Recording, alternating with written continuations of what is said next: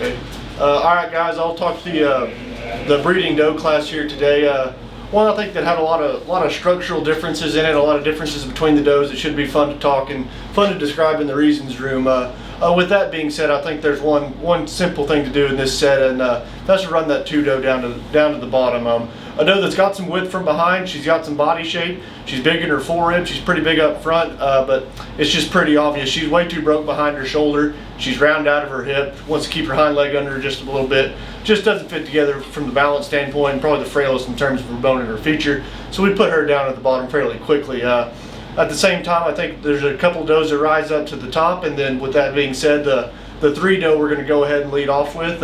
She is a little parrot mouth, and we do want to make her a bit better out of her rear wheels. She's too straight out of her hind leg, a bit steeper out of her hip, but it's just no denying it, guys. This one's so opened up. She's the biggest in terms of her body shape. She's the biggest up high. She's really big and wide going away. And with that said, she still runs. She's still picked up in her chest. She's got a long, thin neck up front. It kind of has a cocky look. It just has a lot of product and mass. At the same time, the yellow-headed doe, we're going to put number 4 in second. I really like this doe's head shape. She's the best in terms of her head and her horn. She's big chested. I love her body shape. She's the boldest in terms of her forerib. Looks up high. She's got a big old loin laid into her. She's attractive out of her hip. If we could just change one thing about her, going away, she wants to funnel to her pin set just a hair, pulls in her hock. But from the side, I really like pieces of this thing. She's got a lot of quality bred into her. Really like her head shape. And then we round out the set with the number 1 doe we've got in third.